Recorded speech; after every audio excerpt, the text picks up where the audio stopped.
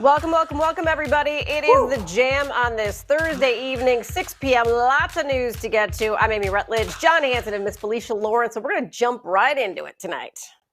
Yes, we are. What an incredible 48 hours it has been. Let's get a quick update on everything we know right now. The first federal charges are being filed for the chaos that took over the Capitol building yesterday. 4 people were killed, 1 shot by Capitol Police in the unrest. 15 federal cases are being filed against people who broke into the Capitol illegally. City police arrested 70 people on charges related to the riots. Also today, a 7-foot non-scalable fence is being erected around the entire U.S. Capitol, and President Trump has been locked out of Twitter, Facebook, as well as Instagram. A lot of people calling now on Vice President Mike Pence to invoke the 25th Amendment. Yeah. Thank you. To invoke the 25th Amendment. There's a lot going on, to say the least. And we got Brandon Pope joining us now, too. And we're just getting word now that the Capitol Police Chief will be resigning as of January 16th. He obviously in charge of Capitol security. You got a lot of different municipalities in charge of a lot of different things in D.C. It's a little confusing because it's a federal district and you've got a federal building. But at the end of the day, I think everyone is in complete agreement. The biggest question that everyone's asking today is, how does this happen? Yeah, and we know Mike Pence has said he will not invoke the 25th Amendment. That puts it back in the hands of Speaker Nancy Pelosi, who says she will move forward with impeachment of the president, even though he only has 6 days left in office. So still a lot that's going to come out of this, and it's curious to see what's going to happen in those last few remaining days. Yeah, this police response is something that I've really been toiling over because the warning signs were there. I was reading an article from the Washington Post, came out December 22nd, detailing all these threats and pinpointing the date of January 6th. How did no one in this 2,300 person police force have any inkling? They don't have a counterintelligence agency. They don't have anyone working in cyber units with a $500 million budget as well. Like it is really an early warning sign of trouble to let a mob take over the U.S. Capitol. And we're not talking enough about these 2 pipe bombs that were found and Molotov cocktails as well. There was so much there. There was no choice but to have the leadership, be held accountable here. Yeah, it's pretty shocking. And several police, we know that that Capitol Police Chief now talking about resigning, and a lot of people just asking questions. A lot of other resignations have come in the wake of this as well. A cabinet member as well has resigned. So it's just what feels like chaos happening as well inside the White House. Yeah, this is like the dust settling day, right? But I think we're going to have a few more days of this. And with just under 2 weeks left until President Trump is officially out of office, the question remains on what exactly could possibly be next, of course. But I do urge everyone, not just the 3 of you, I know you all good, but I'm talking about everybody, to take some deep breaths because we keep on hearing new things about this might have happened or this might not have been happened. We got people doxing people that were in the Capitol and trying to get them find their jobs, calling their work jobs to try and get them fired. I mean, there is just so much going on that I think that collectively as a country, we need to take a couple deep breaths while still maintaining the pressure on some of these officials to figure out these answers and get some stuff done. Yeah, agreed. And what I find interesting today is they have been able to find a lot of these people who seem to have led this charge into the state capitol, because a lot of them have been very vocal, as Brandon mentioned, on social media. There's pictures of them everywhere. They keep posting pictures. And so, as the days roll on, we're going to get a lot more of the answers that we're seeking, as they uncover some of these people. So you guys, one thing I keep asking myself, I'm just like, what are the charges that you get for breaking into the Capitol building? I mean, just the standard trespassing charge, it doesn't feel like it's enough, I gotta say. Yeah, and then the other question is, does Trump pardon these people, which I think would just be another thing to stir into the pot of, everyone's emotions being high right now. It's still on the table. Yeah, I agree with Felicia that what do you charge people with? And I think you got to analyze who exactly did what. And that's what's going to take some time. That's what's going to take a detailed investigation of not only things that happen online, but things that happen in the Capitol as well. Okay, well, the good news is we got to have a chance to talk to Congresswoman from the Illinois 9th District, Jan Schakowsky. And obviously, she was in the Capitol complex when this all went down. But the first thing that a lot of Americans want to know is, does she and other congresswomen and men support the impeachment of President Trump? That all of this, and even President Trump's 4 years in office, does to the political spectrum. He has been lying to people for so long that bought into it enough to go to the Capitol, to storm the Capitol. A woman is dead. How do you repair Americans' trust in politics? You know what? I actually think any trust that he had was severely eroded as of yesterday. I think people saw that he is willing to go to such extremes because he is mad.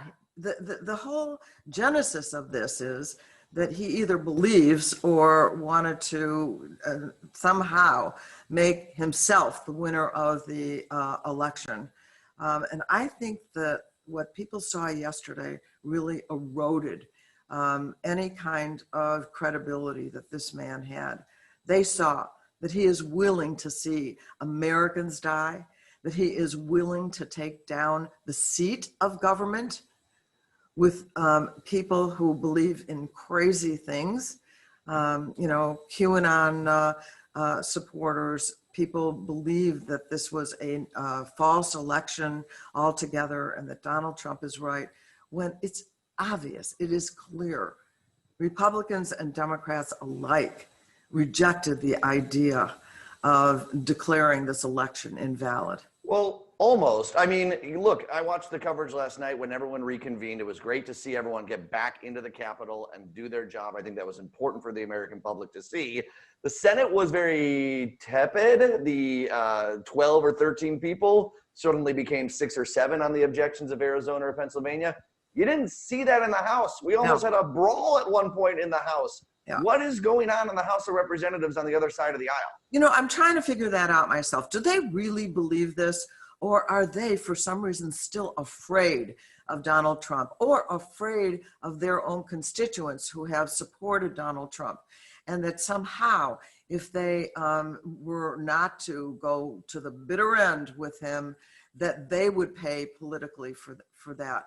Some of the people are too smart, I think, intellectually, and know that this is not real, and yet felt compelled. That's the kind of power he has had. But after this violence, I really think that more and more Americans have lost faith in this president as really being in favor of the United States of America. Adam Kinzinger this morning from the GOP side said, it could be political suicide for him, but he supports. All right, so that is part of our conversation we had with Congresswoman Schakowsky. We're going to have more a little bit later on in the show, including her answer on impeachment, I believe, as well as the story of her inside the Capitol. And Amy, I think the biggest takeaway, we'll get to that in a little bit. We're going to take a quick break. We'll be back with more of The Jam after this.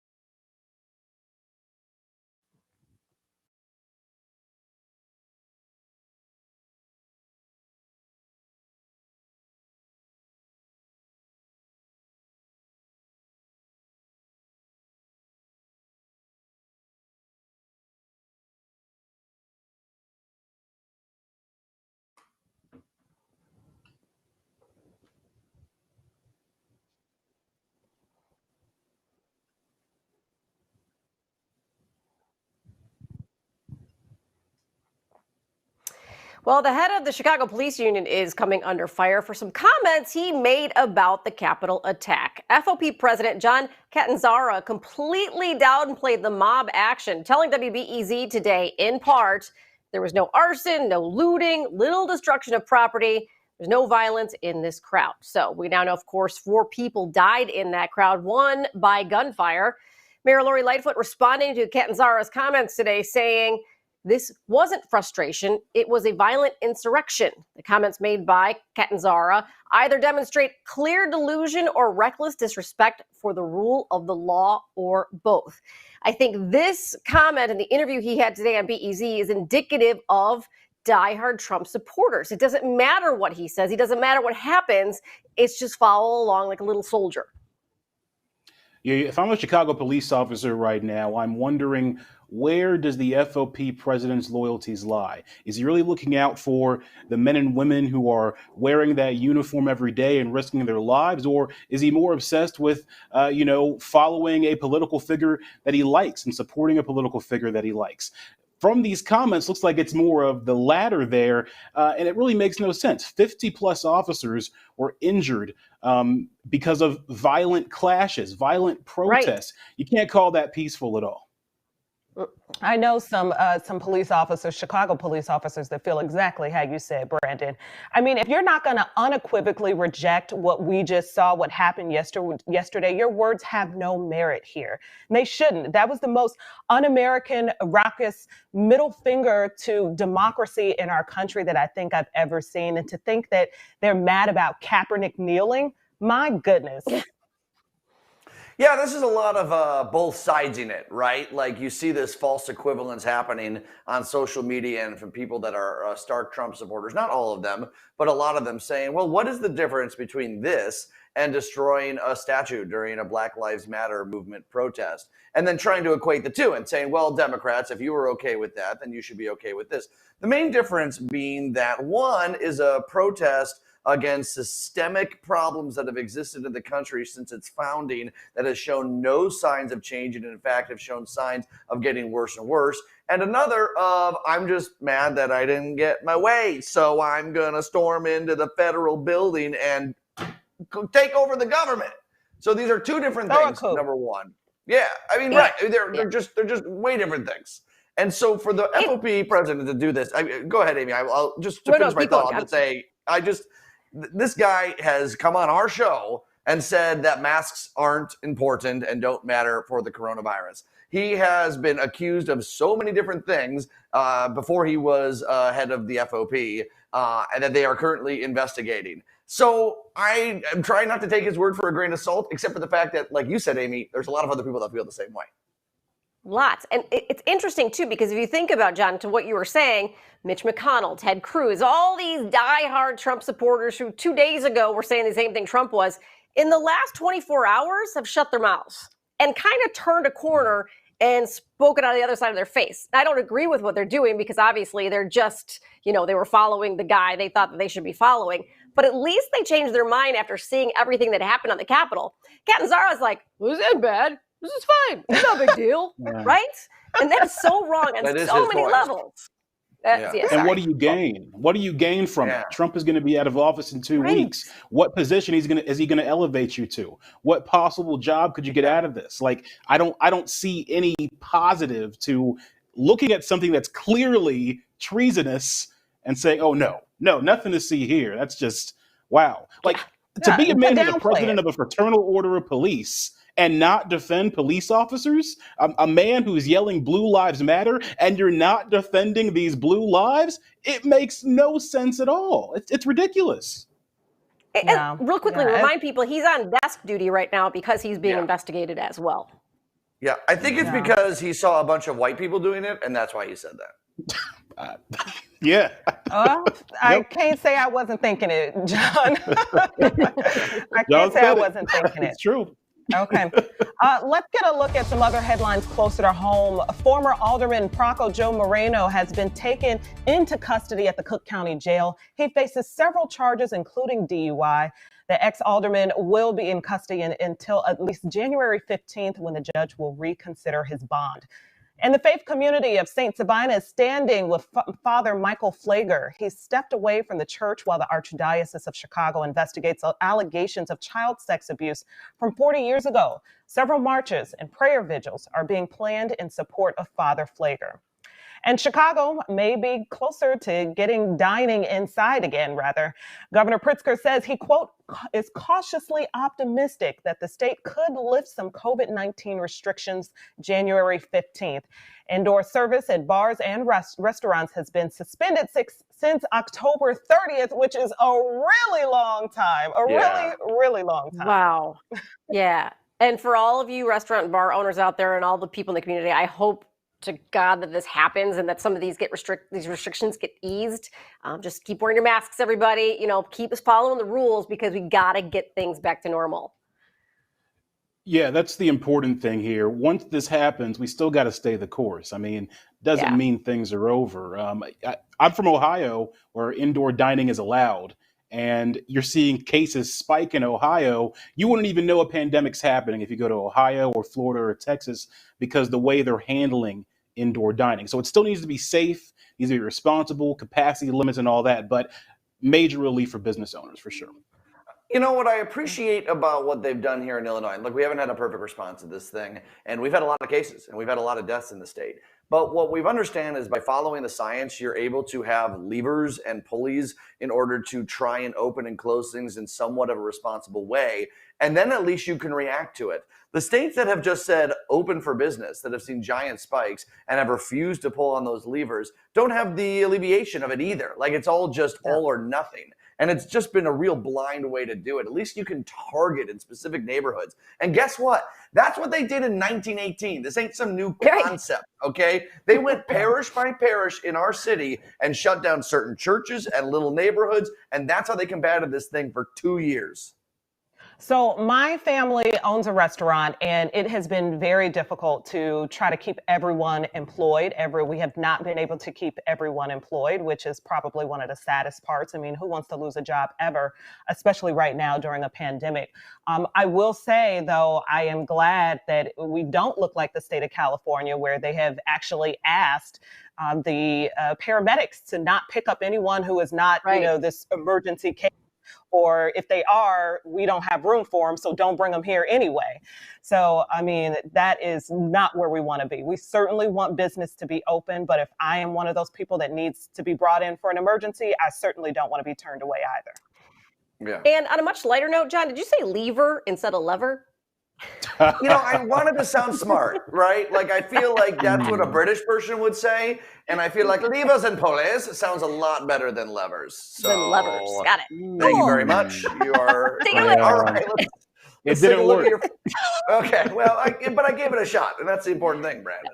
All right, let's take a look at our weather. Okay. High level clouds, so some peaks of sunshine tomorrow, but mostly cloudy. Sunrise will be at 7:18. Again, we're going to start creeping earlier starting on Saturday to earlier sunrises. That is great news. This forecast brought to you by United Auto Insurance. Get a free quote, call or click today. Krista.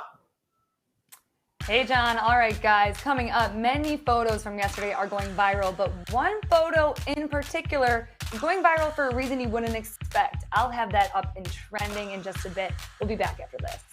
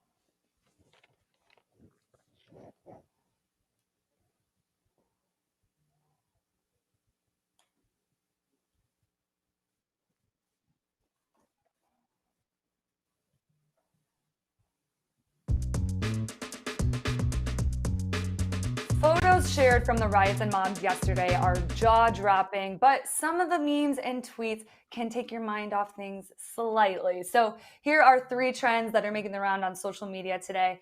And first up, if you really thought we were going to go into 2021, all good and we were going to get off that easy, after a year like 2020, nuh-uh, think again. That's a good one. And of course, 2020 has got to show 2021 the ropes. So also, people are already looking forward to 2022. A lot of dry Januaries were canceled yesterday. By the way, that show is that photo's from Peaky Blinders. That is an underrated show on Netflix. If you're looking to binge something that's period PC, that's good. Todd loves that one. Yeah. Okay. Yeah, that's good. That's good. That would be another thing to take your mind off everything going on. Binge a show, people. All right, this last one though, buckle up because this is a ride. So there's this one photo in particular that was shared on Twitter with the caption, "Via Getty, one of the rioters steals a podium from the Capitol." Obviously, the photo's owned by Getty Images, but this spiraled into the FBI agents of Twitter putting their heads together to find this man. Arrest Via Getty. And because people thought this writer's name was actually Via Getty, it just spiraled into this whole Twitter trend, and now everyone's out to get him. Does anyone know who this buffoon is? Obviously, the photo's just from Getty Images, and it's just being sourced via Getty. But I mean, that's just the internet. I even saw a tweet. People are considering naming their children Via Getty. And, now that they know the name, they just want to go arrest him. Via Getty. Via Getty. It could be. I could see it being a little... Via Getty. I gotta say, I think the internet... we should just mention this, by the way. I'll just come clean. I'm in Twitter jail right now. Like Trump. I'm just like President Trump. I yesterday took a part of the president's speech that he gave, the horrible one that they took off, just took a little snippet and made a joke out of it, and that got me in jail. So I am in jail for 12 hours. If you don't believe me, hold on. I got it on my Twitter. I opened it up. And my account's been locked. I got 4 hours and 11 more minutes left to go. Wow. So okay, what are you going to do with all this extra time, John? I am trying to start a burner account. Start following more people. Start doing other things. How about you take a break from social media? No, I'm getting my burner. I'm right here. I'm literally on screen with you right now. You can't do this while I'm here. Do it while I'm not here. Yeah, everybody needs a break from everything sometimes. Yeah, I don't know if we can get Brandon in here. But I've created a new burner account. It's called The Real Brandon Pope. And I gotta say, people are really chiming in. They're enjoying it, and they think it's you, Brandon, and I'm playing that up. Are you really? Like I can't wait to see this. Wow. I'm a big Browns fan, but I admit that really I'm not even from Cleveland. I'm from the Cincinnati area. I'm more Ball State than Ohio State. John always wanted to be black. Taryn, John is blackfishing the internet. I love it.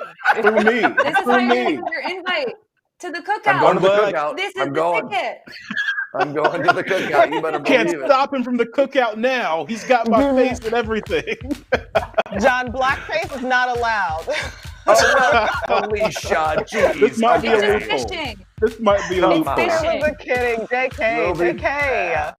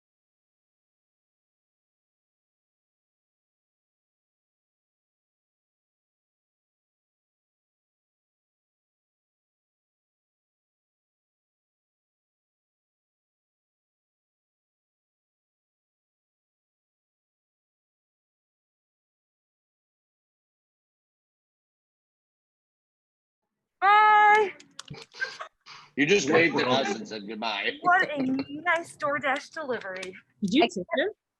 I'm sorry. Did you tip him? What? Did you tip him? Yeah, on the app. Okay. You just waved because I was like, that's not going to pay his light bill.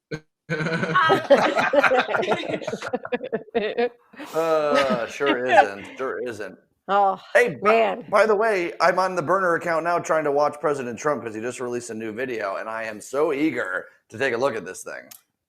Yeah, I gotta apparently say- he thinks he deployed the National Guard. Whew, oddly Yeah, enough, Mike we'll- Pence did it.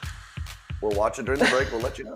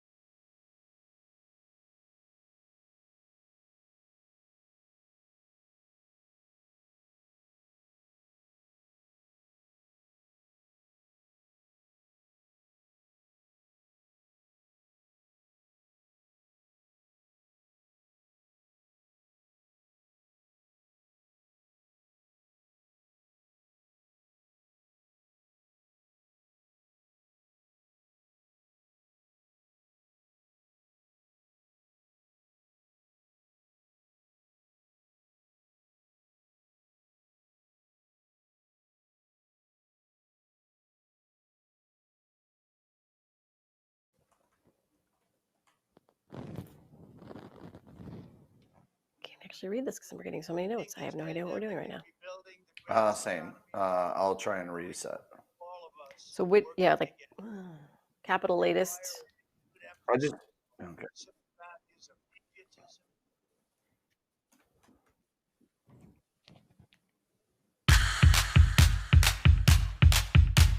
Welcome back, everybody. 6:30 on a Thursday evening. Another busy day across the USA. I'm Amy Rutledge with John Hanson, Miss Felicia Lawrence. We got a lot to talk about.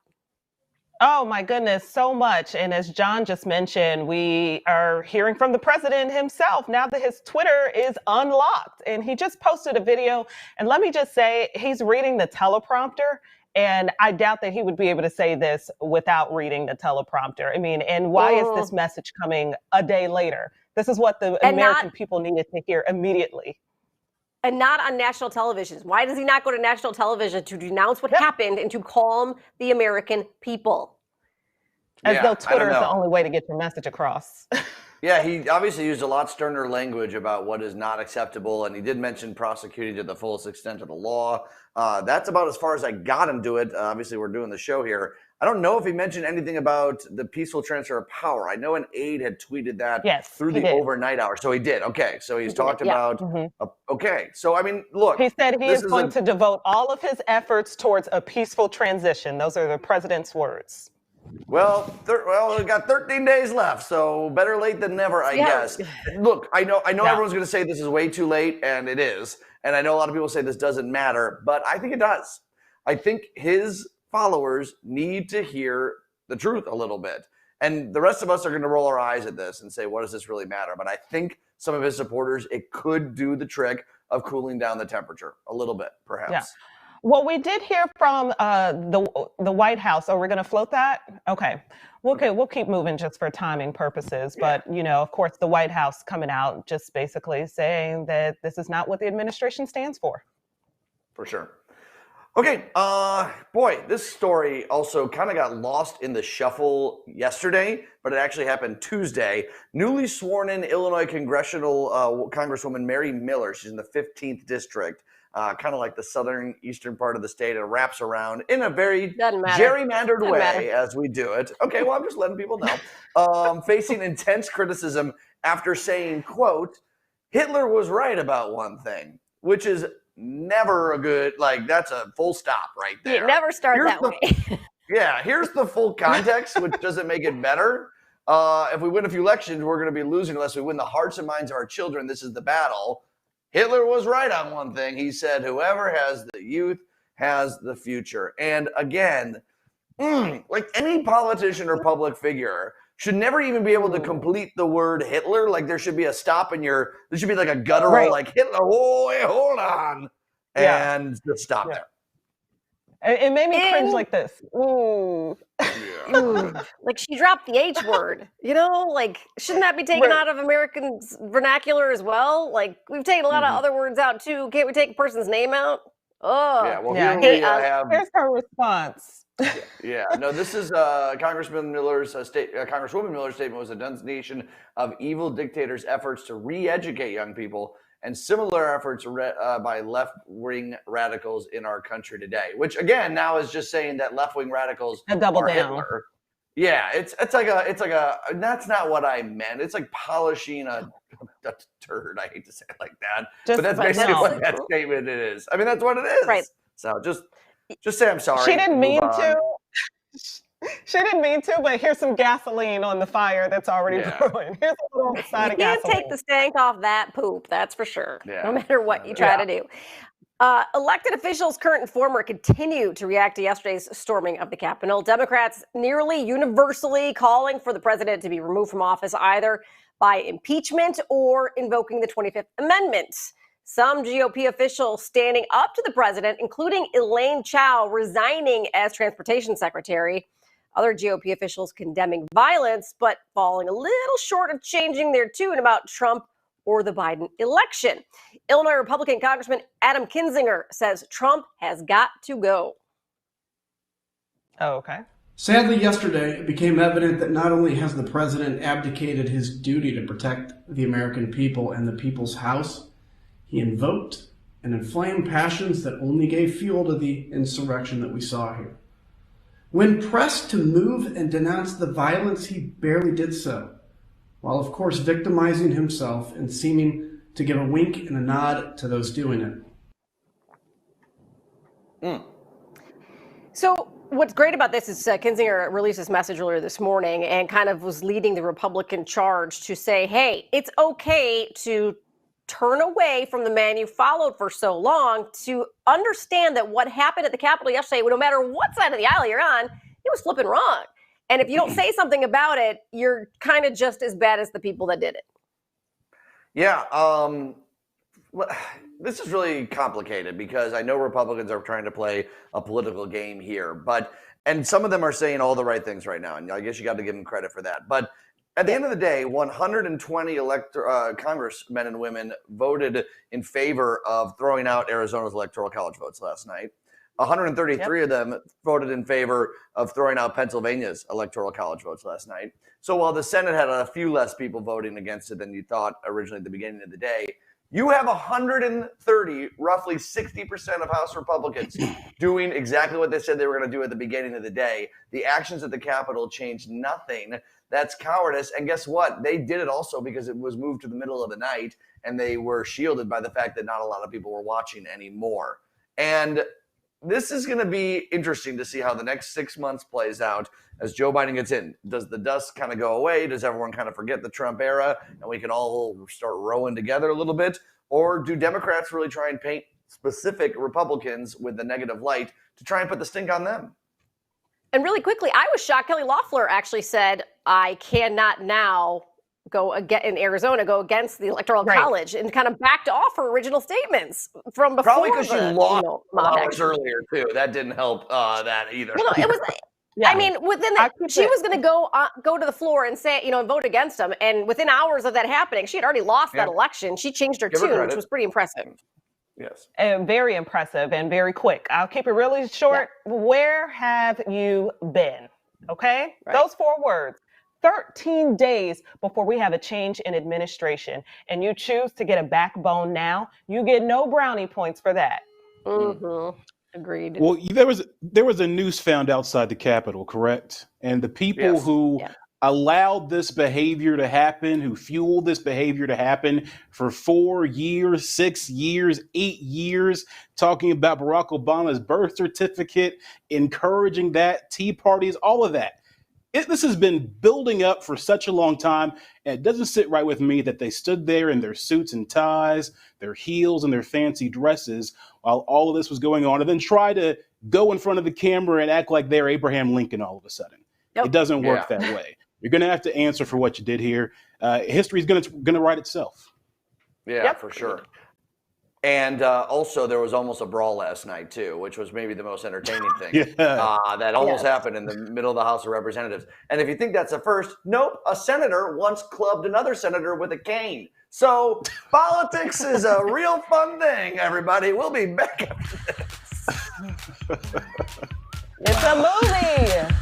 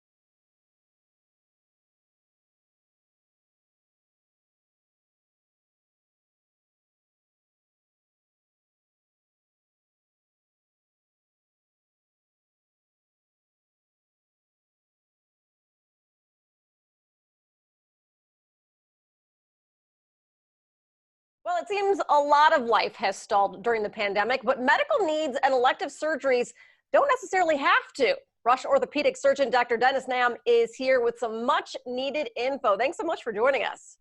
Thank you. It's my pleasure. Thank you for having me. Now, doctor, so many people are afraid to go to doctor's offices because of COVID, but I feel like by putting off problems, they're going to make them worse. Absolutely. I think the fear is normal. There's obviously good reason to have some apprehension, but I think that during this last year, we've learned a lot as physicians and offices as to how to run our practices safely, really during this crazy time. So definitely now is not the time to put off conditions. Things can definitely get worse. And we have protocols in place that, distance, keep people safe, wearing the mask. All of this has been proven to be, quite honestly, very successful during the last year. And we've learned a lot throughout this process.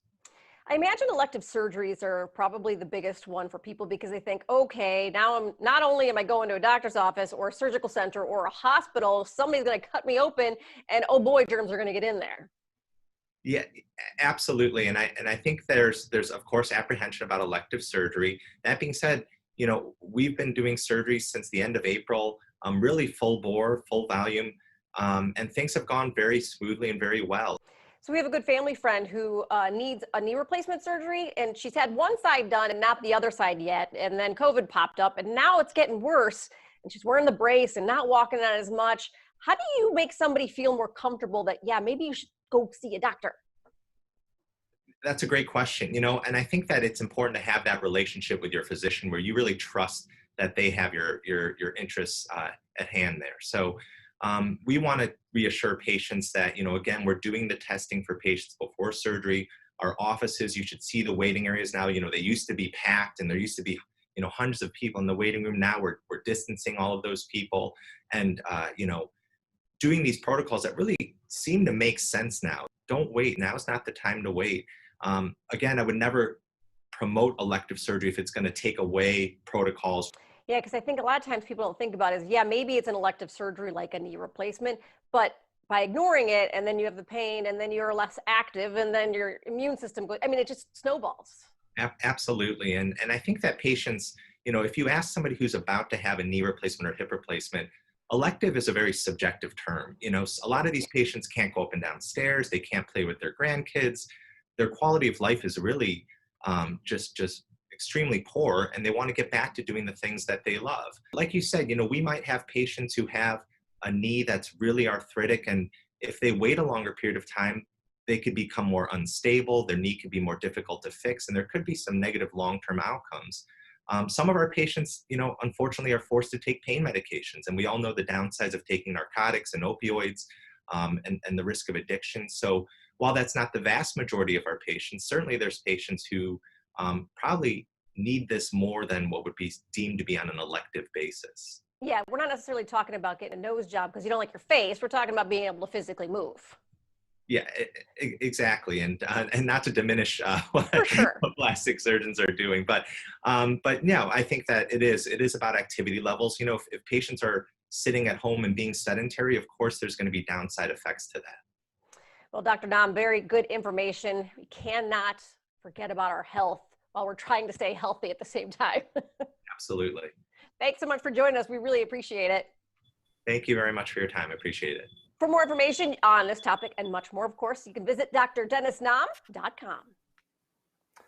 All right, this story is fun, so I'm going to bring the whole gang in here for this one. An Australian man saved himself and 4 others with the most unique SOS message of all time. All right, so you guys got to get this. They were hiking in a heavy forested area up to go see a waterfall somewhere in Queensland. No idea where that is. Anyways, 2 creeks start to rise and they start to drive down. They're trying to get back. They're trying to get back to safety, and it looks like they're going to not make it. The water starts coming up on the road. They're in trouble. They have no cell phone service. At this point, I would just be like, well, Lord has a plan. Take me down one of these rivers, and this is the end of it. But they're resourceful. They had a drone in the back of their car. So what the guy did is he wrote out a message on his phone, and he tied it to the drone and sent the drone in the air. So he hit send on the ground, and it's like, can't send, can't send, can't send. Mm-hmm. And then when it got high enough to reach the cell phone tower, it sent. People came with chainsaws coming through the forest, and they saved them all, which is a great story. Let me say, the one thing that we just learned from that story is that you do not want John, if you were on Survivor or any of end of the world scenario, because he is not going to help you. You're going to be carrying him out on your back after he faints. No, you ain't wrong there. No one wants me on their survival team. So I want to go around the horn. Amy, out of the 4 of us, who are you picking to join you on your survival team? Out of the 4 of you guys? Yes. Come on, girl. Right here. I'm right here. I'm right here, girl. Can I take myself? There's a really good answer here. Great answer I here. know how to do drones. I'm right here, girl. I can fly those drones.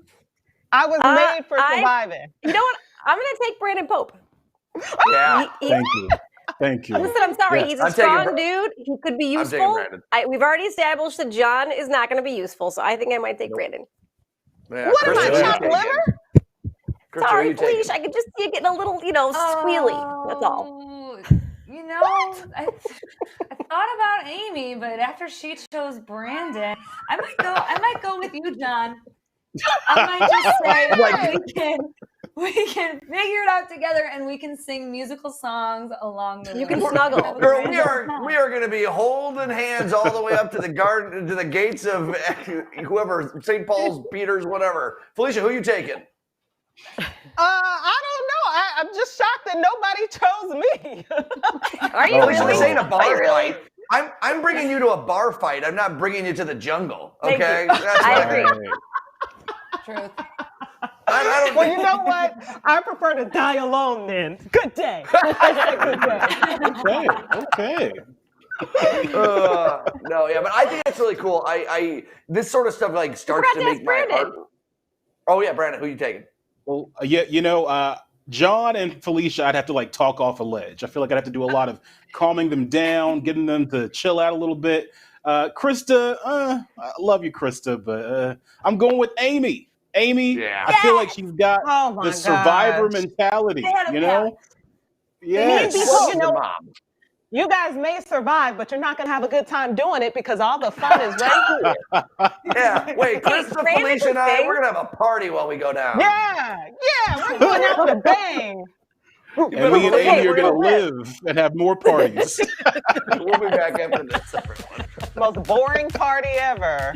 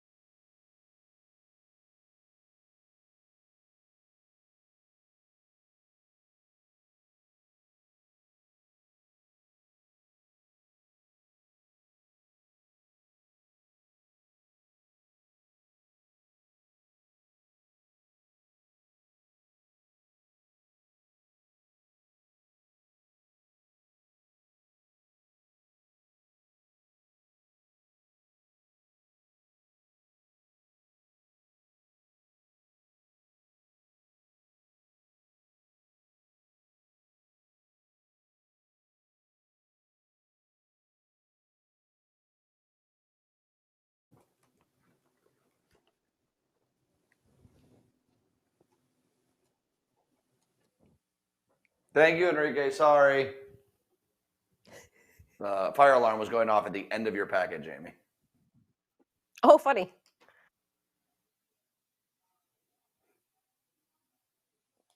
I hate our fire alarm.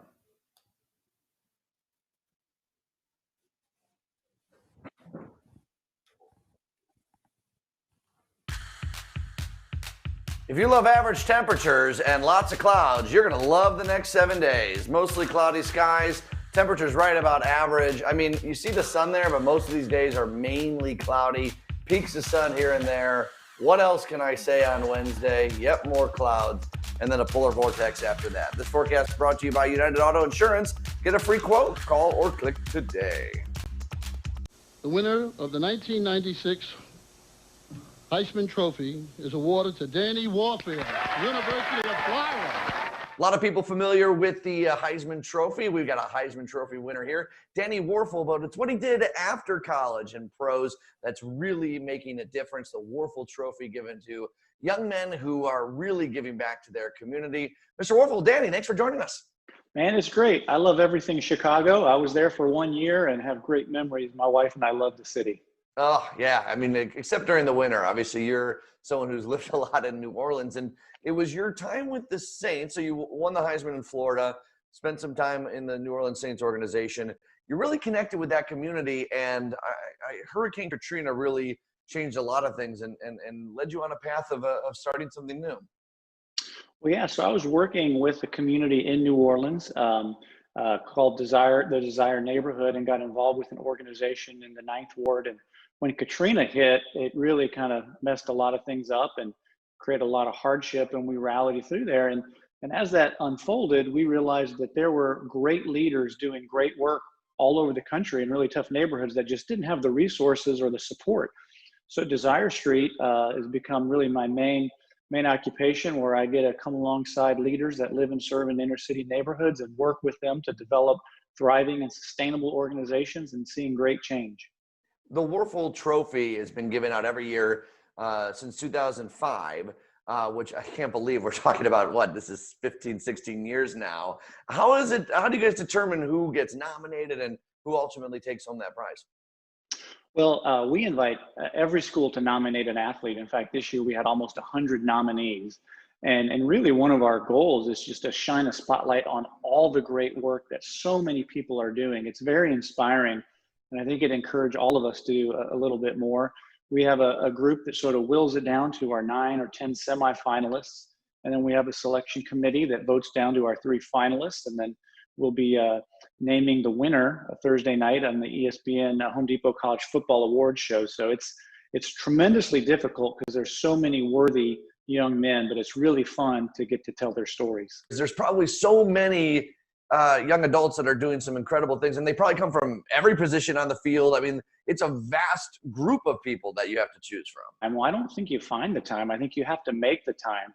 And just says so much about these guys. You know, I'm estimating based on the resumes and the things they send in, probably somewhere between 50,000 and 100,000 community service hours just from the people that were nominated for the Wuerfell Trophy. So it's really exciting stuff. All right, you follow college football and pro football still? A little bit, yeah. The Okay. game is more than others, so don't put me on the spot too much. No, I'm just wondering. We got a big Ohio State fan on our crew. You think they got a chance against Bama? I probably wouldn't have thought that before they put the whooping on Clemson, but now I'm really excited about the game. Hopefully Justin Fields is okay because, man, that was quite a shot. Yeah. Trust me, you can get hit and keep playing, but the next couple days, often it hurts a lot worse. So hopefully he's okay, and it'll be a fantastic game. And I imagine you're going Saints over Bears, unfortunately. That's a tough one. You know, my wife actually is the big Bears fan. We both love them both. In fact, they're probably our 2 favorite teams, but definitely leaning for the Saints and Drew Brees. Danny, thanks so much for all that you do. And let's go ahead and throw up social media for Danny Wuerffel and all the information about the trophy and where you can find out more about what they do.